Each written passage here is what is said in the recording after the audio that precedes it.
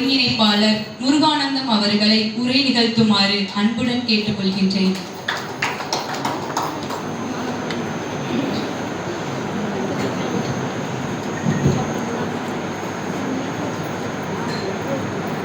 பொறுப்பிலே பிறந்து தென்னன் புகழிலே கிடந்து சங்கத்து இருப்பிலே இருந்து வைகை ஏட்டிலே தவழ்ந்த பேதை நெருப்பிலே நின்று கற்றோர் நினைவிலே நடந்து என்றும் இளமை மாறாது வாழ்ந்து கொண்டிருக்கும் என் தமிழ் தாயை வணங்கி புனித சிலுவை கல்லூரியினுடைய நிர்வாகத்தினரையும்